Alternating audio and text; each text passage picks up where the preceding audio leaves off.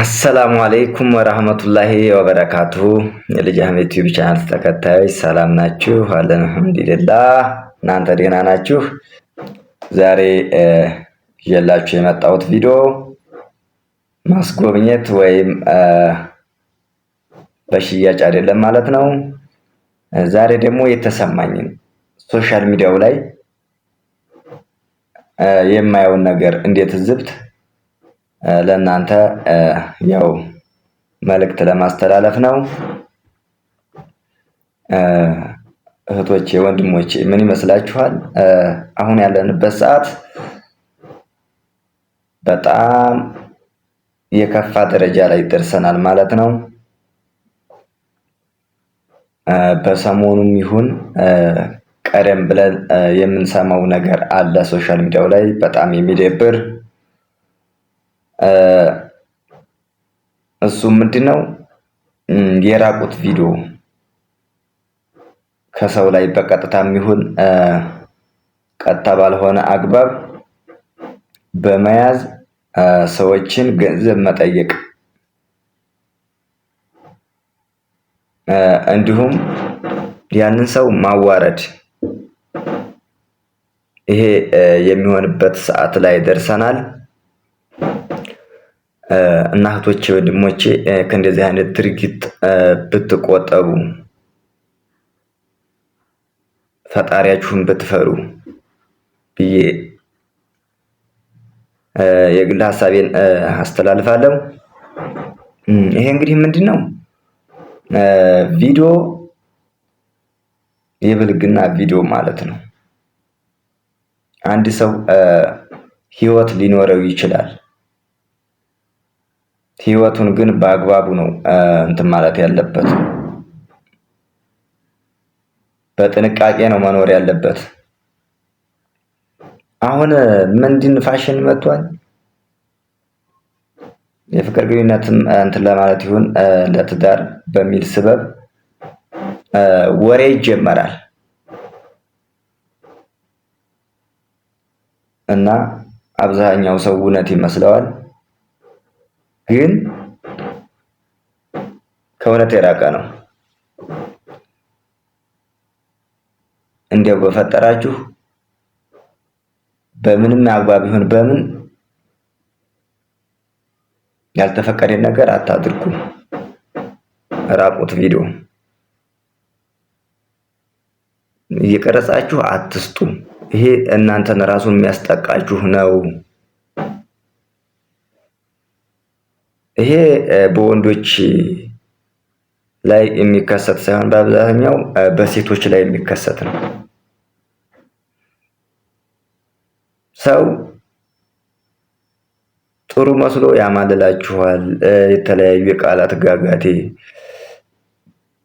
ብዙ ነገር ምላስ፣ በቃ ምላሱን አዝለፍልፎ ይመጣል። በቃ አለ አይደለ? ለማሳመን የማያደርገው ጥረት የለም። እና እዚህ ላይ መጠንቀቅ አለባችሁ ማለት ነው። ከቀልባችሁ ሁኑ። ሰው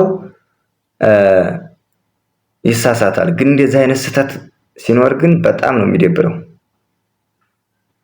ምክንያቱም ለወደፊት ራሱ ህይወታችሁን ያመሰቃቅለዋል። የስንት ሰው ህይወት ነው የተመሰቃቀለው? ስንት ሰው ነው ህይወቱን ያጣው? ለነገሩ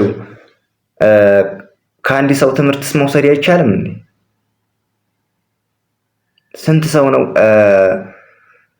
ያንን ቪዲዮ ብቻ በመላካቸው ህይወታቸው ምስቅልቅል ብሎ ከተዳረም ሳይሆኑ ከሁሉም ነገር ሳይሆኑ በስቀቀን ካሁን ቪዲዮ ተለቀቀብኝ እያሉ ሌት ተቀን እየተጨነቁ የሚኖሩ ስንት ሰው ነው ያለው? ሶሻል ሚዲያ ላይ ራሱ የሚወጣውን እኛ ቀጥታ ወሬውን ሰማን እንጂ ብዙ የተዳፈነ ደግሞ ይኖራል።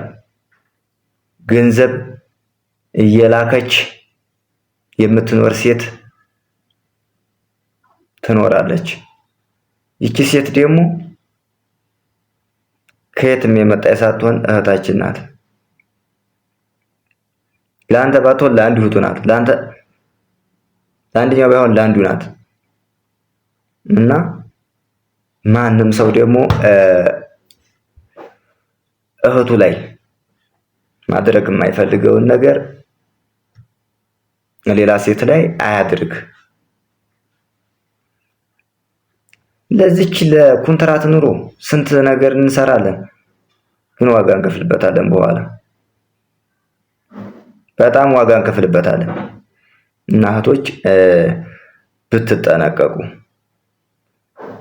ነው። ወይስ እንደዚህ አይነት ቪዲዮ ቀርጸሽ ማትልኪልኝ ከሆነ ደግመን አንገናኝም፣ ምንም አይደለንም እያልሽ እየተባልሽ ታስፈራርተሻል። እውነቱን ግን ምነግርሽ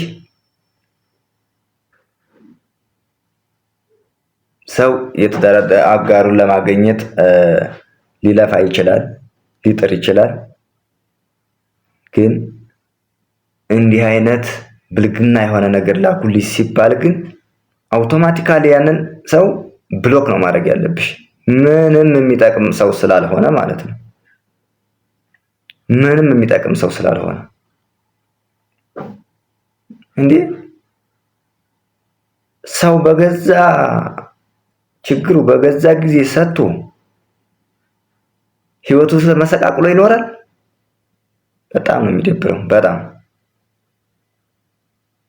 እህቶች ብትጠነቀቁ ይሻላል። የሄዳችሁበትን ዓላማ እወቁ። መጀመሪያ እወቁ። እንዴ ማንኛውም ሰው እኮ የሄደው አረብ ሀገር ሂዶ ማንም እያዘዘው መኖር የሚፈልግ ሰው አይኖርም በእርግጠኝነት። ግን ለዓላማ ስለሆነ የሚካሄደው ወይም ትንሽ የጎደለውን ነገር ሊሞላ ነው የሚሄደው። ትዳር እንትና ያለ ከሆነ ገንዘብ አጠራቅሞ ትዳር ለመያዝ፣ ቤት የለው ከሆነ ቤት ለመስራት፣ መስሪያ ወረት ከሌለው መስሪያ ወረት ለማግኘት ነው ሰው የሚሄድበት ዓላማ ማለት ነው እንጂ ማንም ሰው ዝም ብሎ ጥርግ ብሎ ሀገሩን ጥሎ ውጭ መሄድ የለም። በእርግጠኝነት የምነግራችሁ ማለት ነው። አሁን ይሄን ስለተናገርኩ ብዙ ሰው ብዙ ነገር ሊለኝ ይችላል። ግን ይበለኝ፣ እኔ በዚህ ምንም ደንታ የሌለኝ ሰው ነኝ ማለት ነው። እንዴት ኧረ ዓላማችን አንሳት። ስንት ነገር እኮ አለ። መጠንከር ትችላላችሁ። ሁሉን ነገር እዛ በሃይማኖታችን እየተማርን ለምን አናሳልፍም? ከቻል አቅምታለን ይሄን የምናደርግበትን ጥሩ በጎ ነገር ብንሰራበት 10 ጊዜ በኢሞና በእንትን በቴሌግራም ዋትስአፕ ወሬ በለው ትላላችሁ። ከዛ ያልተፈለገ ስሜት ውስጥ ትገባላችሁ። ያኔ ነው ስህተት የሚሰራው ማለት ነው። ከዛ እርስ በራሳችሁ አንስታችሁ ትልካላችሁ።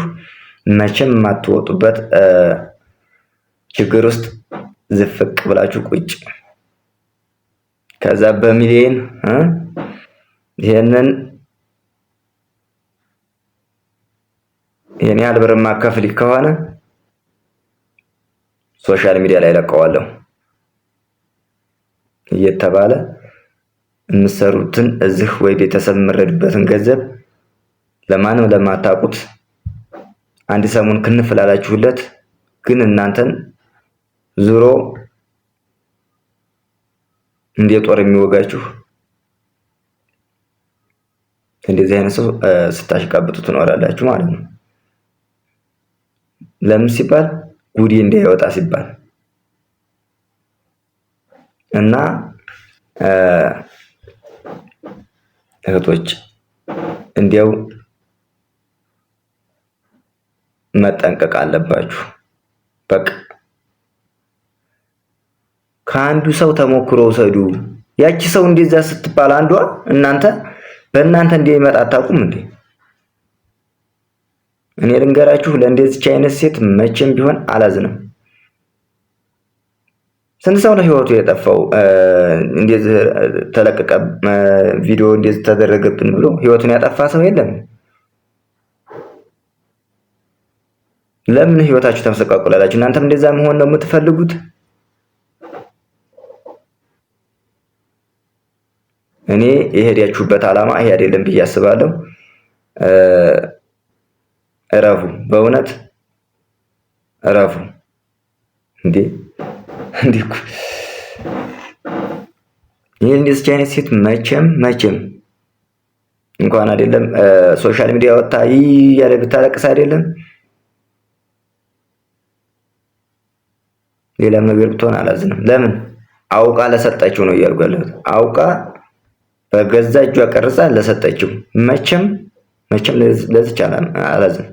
ግን ቀጥተኛ ባልሆነ ያቺ ባልነቃችበት የሆነ ቪዲዮ ወጥቶ ከሆነ ታሳዝነኛለች በትክክል።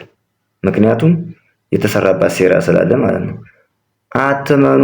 ለምን ጓደኛ አትሆንም? ራሱ በእንደዚህ አይነት ጉዳይ ላይ አትመኑ። በእንደዚህ አይነት ነገር ቀልድ የለም። ተጠንቀቁ። በቃ የሄዳችሁበትን ዓላማ ብቻ ሳክታችሁ ወደ ሀገራችሁ ኑቶሎ ከዛ ህይወታችሁን ኑሩ የሚለን ሀሳብ ነው ያለ እንጂ ገና በኢሞና በቴሌግራም በዋትስአፕ ሶሻል ሚዲያ ስላወራሽ የኔ ማሪን እንትን እዚያ ላይ ያቀባበጠ እውነት መስሎሽ ምትልኪ ከሆነ ለወደፊቱ ታገኘዋለሽ ማለት ነው። ከሰው ተሞክሮ ውሰዱ፣ ተጠንቀቁ ለማለት ሞክራለሁ። ከእናንተ በልጬ ሳይሆን ያለኝን ነገር ተንፈስ ልበል ብዬ ነው። በሌላ ቪዲዮ እስከመጣ ድረስ ቻው ቻው።